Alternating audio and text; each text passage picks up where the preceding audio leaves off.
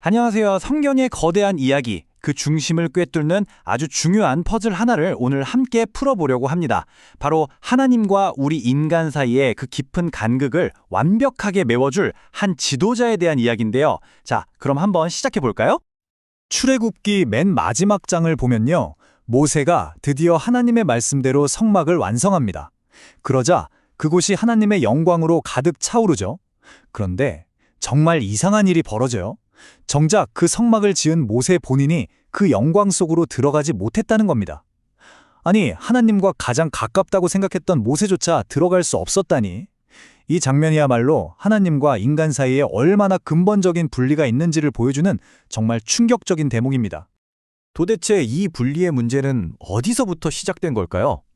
그리고 성경은 이 거대한 틈을 메우기 위해 어떤 해결책을 보여주고 있을까요? 오늘 그 흥미진진한 실마리를 한번 쭉 따라가 보겠습니다. 이 간극을 메우는 첫 번째 방법으로 성경이 제시하는 게 바로 제사입니다. 여기서 정말 재밌는 사실 하나. 제물을 뜻하는 히브리어 코르반의 원래 뜻을 아시나요? 그 뿌리가 카라브라는 단어인데 이게 가까이 다가가다라는 뜻이거든요. 그러니까 제사의 진짜 목적은 뭔가를 잃거나 희생하는 게 아니라 하나님께 더 가까이 나아가는 그 과정 자체에 있었던 거죠. 그럼 하나님께 가까이 다가가기 위한 공식적인 첫 번째 시도는 뭐였을까요? 바로 레위 지파를 중심으로 한 제사장 제도였습니다. 그런데 말이죠. 이 제도는 시작부터 어딘가 삐걱거리고 있었습니다. 원래 하나님의 첫 번째 계획, 플랜 A는요. 모세 한 사람이 왕이면서 동시에 제사장 역할을 하는 거였어요. 그런데 모세가 하나님의 부르심에 저는 못합니다 하면서 이런저런 핑계를 대고 무려 5번이나 거절하잖아요. 결국 그 영광스러운 대제사장 자리는 그의 형 아론에게로 넘어가게 된 거죠. 이게 뭘 의미하냐면 우리가 흔히 아는 그 제사장 제도가 사실은 처음부터 완벽한 계획이 아니었다는 거예요. 인간의 연약함 때문에 어쩔 수 없이 시작된 일종의 플랜 B였던 셈입니다. 이 제사장직의 역사를 한번 보세요. 그야말로 실패의 연속이었습니다. 첫 주장인 아론부터가 모세가 잠깐 자리 비운 사이에 황금 송아지 우상을 만들었죠. 그의 아들들은 엉뚱한 불을 들였다가 그 자리에서 목숨을 잃었고요. 시간이 흘러 엘리의 아들들 때는 제사장이라기보다는 성전 제물을 훔치는 깡패에 가까웠습니다. 그리고 이 비극적인 계보의 마지막은 아이러니하게도 자신들이 그토록 기다렸던 메시아, 예수를 십자가에 못 박는데 앞장선 대제사장들이었죠. 정말 시작부터 끝까지 총체적인 실패라고 할 수밖에 없습니다. 자, 그럼 이런 질문이 생기죠. 하나님이 직접 세우신 공식 제사장 제도가 이렇게까지 엉망이었다면 혹시 성경은 처음부터 다른 길, 또 다른 모델을 슬쩍 보여주고 있었던 건 아닐까요? 놀랍게도 그 답은 그렇다입니다. 실패한 제사장 제도의 그늘에 가려져 있었지만 성경은 처음부터 아주 다른 종류의 지도자 모델, 바로 왕과 제사장의 역할을 동시에 하는 인물의 그림자를 계속해서 우리에게 보여주고 있었어요. 이 패턴을 한번 보세요. 인류의 시작인 아담부터가 그랬습니다.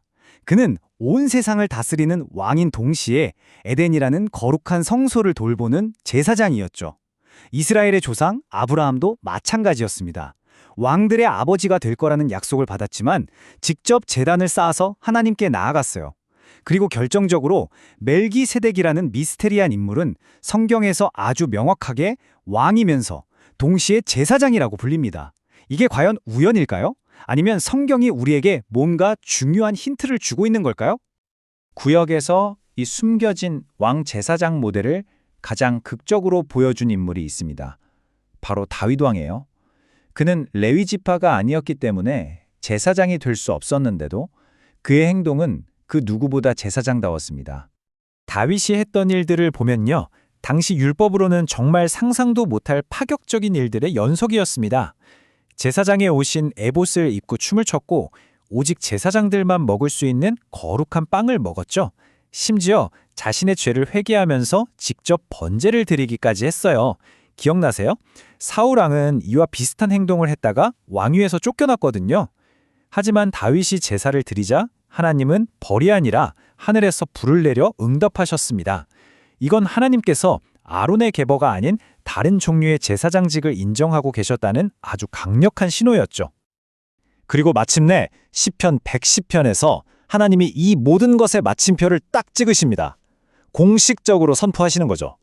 유다지파 출신 왕인 다윗한테 뭐라고 하시냐면 너는 멜기세덱의 서열을 따르는 영원한 제사장이다 라고요. 여기서 서열이라는 말이 진짜 중요한데요. 이게 그냥 순서나 계급이 아니에요. 아론에게 보아는 아예 종료가 다른 완전히 새로운 차원의 제사장직이 있다는 걸 선언해버리신 겁니다. 정말 결정적인 순간이죠. 자, 이제 두 개의 이야기가 하나로 합쳐질 시간입니다. 실패로 끝난 아론의 길, 그리고 성경 곳곳에 숨겨져 있던 왕 제사장의 길. 이 두 개의 흐름이 드디어 한 인물 안에서 만나게 됩니다. 스가랴 선지자가 아주 기이한 환상을 하나 봐요. 당시 이스라엘에는 지도자가 둘이 있었습니다. 종교 지도자인 대제사장 여호수아, 그리고 정치 지도자인 총독 스룹바벨. 그런데 하나님께서 왕을 상징하는 면류관을 만들려고 하시더니 놀랍게도 그걸 정치 지도자가 아니라 대제사장 여호수아의 머리에 씌우라고 명령하십니다. 이 환상은요, 미래에 올 한 인물 안에서 왕의 권위와 제사장의 직분이 하나로 합쳐질 거라는 걸 상징적으로 보여준 엄청난 사건이었습니다. 네, 맞습니다. 이 환상이 가리키는 궁극적인 인물이 바로 예수 그리스도입니다. 성경은 그가 실패한 아론의 혈통을 잇는 사람이 아니라 하나님의 직접적인 임명을 받은 멜기세덱의 서열을 잇는 완벽한 왕이자 제사장으로 이 땅에 오셨다고 증언하고 있는 거죠. 이 그림이 오늘 이야기의 모든 것을 요약해 줍니다. 결국 하나님께 나아가는 두 개의 길이 있었던 거예요. 하나는 인간의 불순종에서 시작해서 실패로 끝난 아론의 길. 그리고 바른 하나는 하나님의 직접적인 임명으로 시작해서 예수를 통해 완성된 멜기세덱의 길. 성경은 바로 이 두 번째 길만이 우리가 진정으로 하나님께 나아갈 수 있는 유일한 길을 열어준다고 말하고 있습니다. 그러니까 오늘 이야기의 핵심은 이겁니다. 인간이 만든 그 어떤 시스템, 그게 종교적이든 정치적이든 결코 하나님과의 단절을 온전히 해결할 수는 없다는 것. 그래서 성경은 처음부터 더 완전한 중재자, 바로 왕제사장을 계속해서 가리키고 있었던 겁니다. 그리고 마침내 예수가 자기 자신을 단 한 번의 영원한 제물, 진정한 코르반으로 드림으로써 우리 모두가 하나님께 가까이 나아갈 수 있는 유일하고도 완전한 길이 되셨다는 것. 이게 바로 성경이 들려주는 위대한 결론입니다. 마지막으로 이 질문을 한번 스스로에게 던져보면 어떨까요? 실패로 가득했던 인간의 제도들이 하나님과의 간극을 메울 수 없었다면 지금 나는 하나님께 가까이 다가가기 위해서 진정으로 누구를 또 무엇을 의지하며 살고 있는가? 한 번쯤 깊이 생각해 볼 만한 질문인 것 같습니다.